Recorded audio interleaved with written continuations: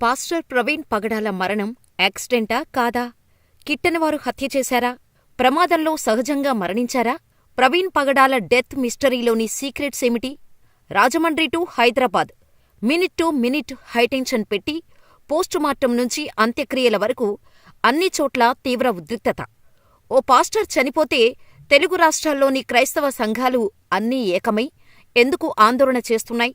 ఓ సాధారణ పాస్టర్ మరణం సోషల్ మీడియాలో ఎందుకు మత విద్వేషాలను రగిలేలా చేస్తున్నాయి? రాష్ట్ర సీఎం చంద్రబాబు సైతం స్పందించి సమగ్ర విచారణకు ఆదేశించేంతగా ప్రవీణ్ పగడాల కేసులో ఏముంది? మాజీ సీఎం జగన్ నిష్పాక్షిక విచారణకు డిమాండ్ చేసేంతగా ఆయన ఏం చేసేవారు? ఆయన మరణానికి సోషల్ మీడియాలో ప్రచారమవుతున్నట్టు మత ప్రచారకులు కారణమా? ప్రజాశాంతి పార్టీ అధినేత కేఏ పాల్ ఎంట్రీ, ఏపీ సర్కార్ హై ప్రియారిటీ బేస్డ్గా పాస్టర్ ప్రవీణ్ పగడాల మృతి కేసును దర్యాప్తు చేయటం వెనుక చాలామందికి తెలియని సంచలన విషయాలు ఉన్నాయి. వాటిని ఈ వీడియోలో తెలుసుకుందాం. క్రైస్తవ పాస్టర్ పగడాల ప్రవీణ్ కుమార్ మార్చి 24న హైదరాబాదు నుంచి మోటార్ సైకిల్పై బయలుదేరారు. అదే రోజు రాత్రి 11:31 కొవ్వూరు టోలుగేటు దాటిన 10 నిమిషాల తర్వాత కొంతమూరు దగ్గర మరణించారని పోలీసులు ప్రాథమిక విచారణలు చెప్పారు. అయితే పోలీసుల విచారణను క్రైస్తవ సంఘాలు తప్పుబడుతున్నాయి. కొంతమూరు జాతీయ రహదారి పక్కన లోతుగా ఉన్న ప్రదేశంలో ఆయన వాహనంతో సహా పడిపోయి ఉండటంపై అనుమానాలు వ్యక్తం చేయటంతో ప్రవీణ్ పగడాల గారి లైఫ్ని బేస్ చేసుకుని పోలీసులు దీనిని అనుమానాస్పద మృతిగా కేసు నమోదు చేశారు. ప్రవీణ్ గారు ఇతర మత ప్రబోధకులతో పోలిస్తే చాలా విభిన్నంగా వ్యవహరించారు. చాలామంది మత గురువులు తమ జీవనోపాధి కోసం మాత్రమే బతకగా, ఆయన మాత్రం ఒక గొప్ప వ్యాపార సామ్రాజ్యాన్ని నిర్మించి కోట్లాది రూపాయల ఆస్తులను సమాజ సేవ కోసం వినియోగించేవారు. ఇలాంటి వ్యక్తిత్వం ఉన్న ప్రవీణ్ గారి జీవితం అందరికీ స్ఫూర్తిదాయకం. ఆయన ఎప్పుడూ చెప్పే ఒకే మాట, దేవుడు పనిచేసేవారినే ఎక్కువగా ఇష్టపడతారు. కాబట్టి మనం మన పని దైవకార్యం చేస్తూనే మన బాధ్యతను సక్రమంగా నిర్వహించాలి అని చెప్పేవారు. అందుకే ఆయన మిగతా అందరి పాస్టర్లకన్నా విభిన్నంగా ఇన్ని వేల మందిని, లక్షల మందిని ప్రభావితం చెయ్యగలిగారని మనం గమనించొచ్చు.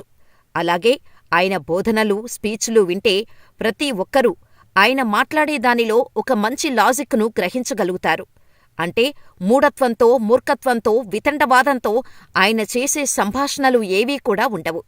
ఆయన చేసే సంభాషణ ఏదైనా జ్ఞానాన్ని పెంపొందించేదిగా, ఒక సబ్జెక్టు వైజ్ మాత్రమే ఉంటుంది. ఆయన మాట్లాడే విధానం కూడా ఆయనకు విపరీతమైన ఫాలోయింగును తెచ్చిపెట్టింది. ఈ బోధనలే ఆయనకు శత్రువులను కూడా తెచ్చిపెట్టాయి. చాలామంది నీ తల తీసేస్తాం, నరికేస్తామంటూ ప్రవీణ్కు బెదిరింపు ఫోన్ కాల్స్ వచ్చేవి కూడా. ఇదే విషయాన్ని ఆయన పిఏ స్వర్ణలత చెబుతున్నారు. ఆ బెదిరించిన వాళ్లు చంపేశారని క్రైస్తవులు బలంగా అనుమానిస్తున్నారు. తూర్పుగోదావరి జిల్లా చాగల్లులో జరిగే క్రైస్తవ సభలకు హాజరయ్యేందుకు ఆయన హైదరాబాదు నుంచి బుల్లెట్ బైకుపై ప్రయాణించారు. ఇలా ప్రవీణ్ పగడాల మార్చి 24 రాత్రి 11:31 కొవ్వూరు టోల్ ప్లాజాను క్రాస్ అయినట్టు సీసీ కెమెరాల్లో రికార్డైంది. 11:42కి ఓ పెట్రోల్ బంకు సీసీ ఫుటేజీలో ప్రవీణ్ బుల్లెట్ను ఓ 5 వాహనాలు క్రాస్ చేసి వెళ్లినట్టు తెలుస్తోంది. ఆ 5 వెహికల్స్ను గుర్తిస్తే వారి నుంచి ఏదైనా సమాచారం దొరకొచ్చని పోలీసులు ఆ దిశగా ప్రయత్నిస్తున్నారు. ఘటనా స్థలంలో లభించిన ఆధారాలను విజయవాడ ఫోరెన్సిక్ ల్యాబ్ టీం క్షుణ్ణంగా పరిశీలిస్తున్నారు. ఇప్పటివరకైతే నో క్లూ. పోస్టుమార్టం రిపోర్ట్ మార్చి 29న రావచ్చని చెబుతున్నారు. అది వస్తే కాని కనీసం ప్రవీణ్ ఎలా చనిపోయారో తెలుస్తుంది. అంతేకాదు, ప్రవీణ్ శరీరంపై గాయాలు ఉన్నాయంటున్నారు. ఆయన నడిపిన బుల్లెట్ బండి మాత్రం పెద్దగా డ్యామేజ్ కాలేదు. ప్రవీణ్ ఎలా చనిపోయారు? ఎవరైనా కారుతో గుద్దేశారేమో అంటున్నారు.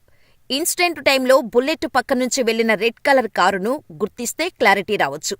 ప్రస్తుతం డీఎస్పీ స్థాయి అధికారి నేతృత్వంలో స్పెషల్ టీం దర్యాప్తు చేస్తోంది. కేసు సున్నితత్వం దృష్ట్యా సీబీసీఐడీ విచారణ జరిపించాలనే డిమాండ్లు గట్టిగా వినిపిస్తున్నాయి. అయితే ప్రవీణ్ గారికి పోస్టుమార్టం నిర్వహించడానికంటే ముందు శవపంచనామా నిర్వహించారు. ఈ శవపంచనామాలో విశాఖపట్నానికి చెందిన బొల్లావరపు జాన్ వెస్లీ, రాజమండ్రికి చెందిన పార్థసారథి, హైదరాబాదుకు చెందిన కె మృత్యుంజయ, గుడివాడకు చెందిన ఇమాన్యుయల్తో పాటుగా డాక్టర్ రాజేశ్వరరావు సమక్షంలో ఈ శవపంచనామా జరిగింది. ఈ 5గురితో పాటుగా స్థానిక ఎంఆర్ఓ సూర్యకుమార్, వీఆర్ఓ రైటర్ బృందంతో పాటు పోలీసులు కూడా పాల్గొన్నారు. వీరంతా కలిసి ప్రవీణ్ పగడాల గారి శరీరంలో ఎక్కడెక్కడ గాయాలున్నాయో నిర్ధారించారు. ఆయన శరీరంలో మొత్తం 6 చోట్ల గాయాలను వారు గుర్తించారు. ఆయన పెదవి మధ్యకు చీలిపోవడమే కాకుండా ఎడమవైపు బుగ్గ బాగా వాచిపోవటం, ఎడమవైపు జబ్బమీద గాయం, కుడివైపు భుజం మీద చిన్నపాటి గాయం ఉండటం, కుడివైపు తొడపై చిన్న ప్యాచ్ ఒకటి ఉండటం కూడా గుర్తించారు. కుడివైపు మోకాలు కొట్టుకుపోయి గాయమవ్వగా, ఎడమవైపు కాలు పిక్క భాగం సైలెన్సర్ వేడికి కాలిపోయి చర్మం నల్లగా మారిపోయింది. ఇలా దాదాపు 6-7 అంగుళాల మేర ఆ గాయమైంది. అయితే ప్రవీణ్ గారి పంచనామాను పోలీసులు, ప్రభుత్వం చాలా జాగ్రత్తగా నిర్వహించింది. సాధారణంగా ఒకే డాక్టర్ పోస్టుమార్టం నిర్వహిస్తారు. కానీ ప్రవీణ్ పగడాల గారి విషయంలో మాత్రం 5గురు డాక్టర్ల బృందం పరిశీలించింది. అంతేకాదు, వారి పర్యవేక్షణలో కెమెరా రికార్డు నిర్వహించి మరీ పోస్టుమార్టం నిర్వహించారు. అయితే ఈ రిపోర్టు రావటానికి మార్చి 29 వరకు టైం పడుతుంది. ఇక పాస్టర్ ప్రవీణ్ పగడాల చివరి చూపుల కోసం క్రైస్తవ సంఘాల నేతలు, ఆయన అనుచరులు, క్రైస్తవులు పెద్ద సంఖ్యలో తరలివచ్చారు. ఇది ముమ్మాటికి హత్యనే అని ఆయా సంఘాలు ఆరోపిస్తున్నాయి. వరుస ఘటనలతో క్రైస్తవ సమాజం అభద్రతలో ఉందని అంటున్నారు. క్రిస్టియన్స్ను తక్కువచూపు చూస్తున్నారని ఆ వర్గంలో ఆందోళన వ్యక్తం చేస్తున్నారు. పాస్టర్ ప్రవీణ్ మరణం వారిని మరింత కలిచివేస్తోంది. ఈ ఘటనపై సమగ్ర విచారణ జరపాలని, మరణానికి కారణం తేల్చాలని కోరుతున్నారు. తమ పాస్టర్ లేరనే విషయం తెలిసి కన్నీళ్లు పెడుతున్న తరుణంలో ఇన్ని గొడవల మధ్యలో సికింద్రాబాద్ పెరేడ్ గ్రౌండ్ సమీపంలోని క్రైస్తవుల శ్మశాన వాటికలో పాస్టర్ అంత్యక్రియలు పూర్తి చేశారు. సికింద్రాబాద్ క్లాక్ టవర్ నుండి ప్రారంభమైన అంతిమయాత్రలో వేలాది మంది క్రైస్తవులు పాల్గొని ఆయనకు నివాళులు అర్పించారు. అయితే ఇప్పటికీ ప్రవీణ్ పగడాల మరణంపై అనుమానాలు ఉన్నాయంటూ క్రైస్తవ సంఘాలు చెబుతున్నాయి. అవేంటో కూడా తెలుసుకుందాం. ప్రవీణ్ మరణించిన రోజు బుల్లెట్ బండిపై ప్రయాణించారు. ఆ బండి హెడ్లైట్ ఆ రోజు పనిచేయలేదు. ఈ విషయం సీసీ కెమెరాల్లో స్పష్టంగా కనిపిస్తోంది. అంతేకాదు, ఆయన ఇండికేటర్ను ఉపయోగించి మరీ ఆయన బైక్ డ్రైవ్ చేస్తున్నట్టు సీసీ కెమెరాల్లో తెలుస్తోంది. అటువంటి వ్యక్తి బైక్ హెడ్లైట్ పాడైపోతే ఎందుకు బాగు చేయించుకోలేదు? పోనీ వస్తున్న దారిలో సడన్ గా హెడ్లైట్ పోయింది అనుకున్నా, ఆ రోజు ఆయన ఎవర్ని కలిశారో వారి బైక్ తీసుకుని ప్రయాణం చేయవచ్చు. కాని అలా చేయలేదు. హెడ్లైట్ పనిచేయకపోయినా సరే ఆయన అదే బైకుపై జర్నీ చేశారు. అయితే ఇక్కడ తెలియాల్సిన విషయమేంటంటే, ఆయన జర్నీ స్టార్ట్ చేయకముందే ఆ లైటు పాడైపోయిందా, లేదా ఎవరైనా ఆయనపై దాడి చేస్తే పాడైపోయిందా అనేది తెలియాలి. చాలామంది క్రైస్తవ సోదరులు అనుమానం పడుతున్న విషయమేంటంటే, టోల్గేటుకు రాకముందే ప్రవీణ్పై దాడి జరిగిందని, తూర్పుగోదావరి జిల్లా రాజానగరం పోలీస్ స్టేషన్ పరిధిలోని కొంతమూరు సమీపంలో ఉన్న టోల్గేట్లో ప్రవీణ్ పగడాల విజువల్స్ రికార్డయ్యాయి. ఆ విజువల్స్లలో ప్రవీణ్ నెమ్మదిగా తూలుతూ బైకు నడపటం రాని వ్యక్తిలా బండి నడుపుతున్నట్టు స్పష్టంగా ఆ సీసీటీవీ ఫుటేజీలో తెలుస్తోంది. అయితే ఈ టోల్గేటుకి ప్రవీణ్ రావటం కంటే ముందే ఆయనపై ఎవరో అటాక్ చేశారని క్రైస్తవులు అనుమానం వ్యక్తం చేస్తున్నారు.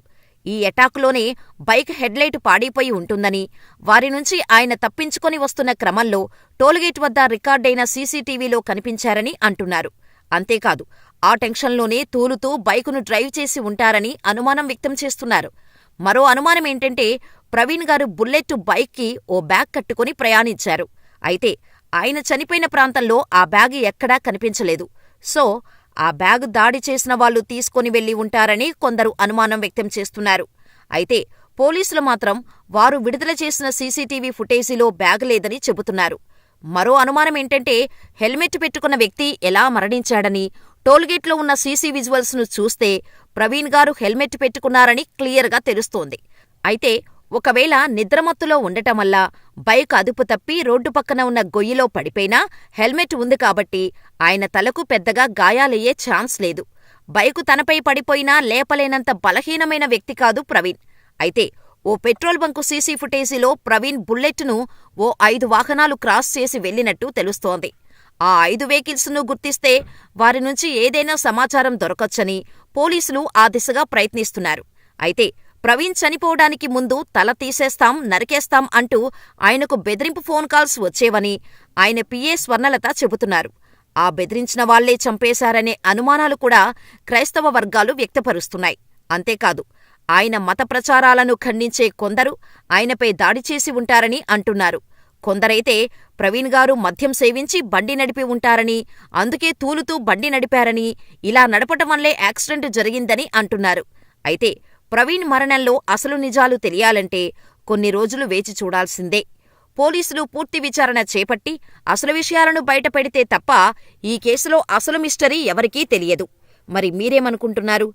ప్రవీణ్ పగడాలది యాక్సిడెంట్ అనుకుంటున్నారా? హత్య అనుకుంటున్నారా? మాకు కామెంట్ చేయండి.